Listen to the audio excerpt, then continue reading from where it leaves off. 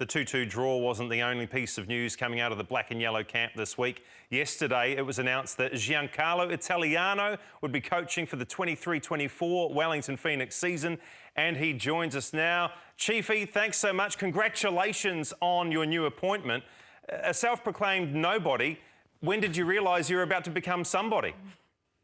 Friday afternoon, I sat down with the chairman and informed me that I had the job, and we had a good chat after about expectations and what the plan was moving forward. So, yeah, I had to hold them to that information tight, and today's a big day. Yeah, well, I saw you on Sunday, so I'm really disappointed that you didn't tell me the news. Why was that? Have I got a big mouth and you think that I'd blab it? No, not at all. No, it was more, I'm a little bit superstitious. So if you know me, I don't like to jinx things, and I thought it was just something that it's nice to keep close to the chest. You've been with the Phoenix for 3 seasons now. Why is now a good time for you to step up and take that head coaching role, do you believe? Well, it's my 4th season. So for me, it's more about just a gradual progression and ability to fill the role and the requirements. I feel as though my evolution at the club has kind of steered me towards this role. I've also had in total 16 years coaching, so I just think it's just the right timing, right place, and even the right circumstances with Ufi leaving and the opportunity presenting itself. And to be fair, I wouldn't have even done it if he didn't give me the green light, because I feel like it's such an important role. But he gave me the confidence that I can do it, and I believe I can do a good job as well.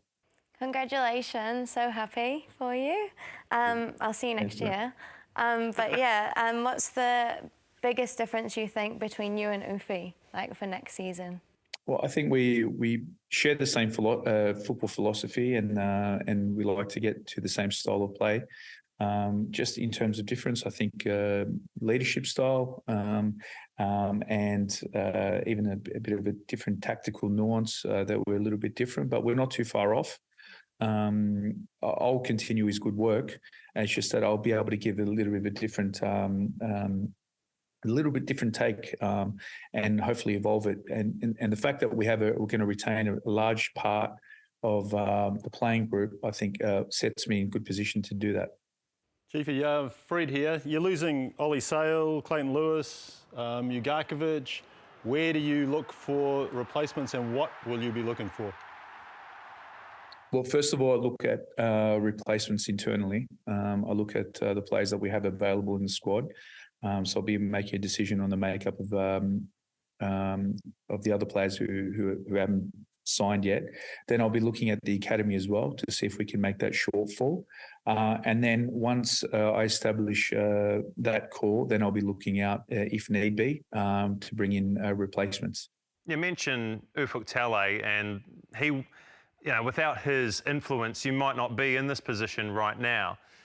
Ufuktale is terrifying. He's got Paul Eiffel on edge. Whenever we do post-match chats, Ifey actually has to put Jacob Spoonley between himself and Ufuktale. You don't appear to be that scary. Are you going to try and incorporate that into your head coaching regime next season? No, Ufi, he gives the impression that he's scary. He's actually one of the nicest guys I know. I'm probably the opposite. I look like a nice guy, but I can be very fearful on the sideline as well. So, look, I think it's just different styles. I can be a little bit hard with the players. I also like to think that I have the confidence of the players as well, so I can change up that leadership style. Yeah, that's probably a big difference between me and Ufi, but we probably get to the same point that needs to be hit. Okay, yeah, I'm looking forward to that, because it seems to be a prerequisite in the A-League as a head coach or a manager. You've got to be a nutter on the sideline. You've got to be abusing the opposition coach. You've got to be abusing the 4th official. Have you got it in you, Chiefy? Yeah, I've had the experience of coaching for a long time. I've always been quite active on the sideline. One of my biggest role models when I was coming through was Marcelo Bielsa. And I always think that the coach often, he gives the energy that the team needs in the game. So if you can be loud on the sideline, that gives the playing group the focus that they need to be energized. I believe that sometimes the coach also matches the situation in the game. So if it's tense, he needs to raise the awareness of the players. So I have that in me, but my role is I'm the assistant now, so I have a different role. My role is more focused on keeping. Well, the first one is making sure if he doesn't get sent off, and then the second one is the playing group is focused.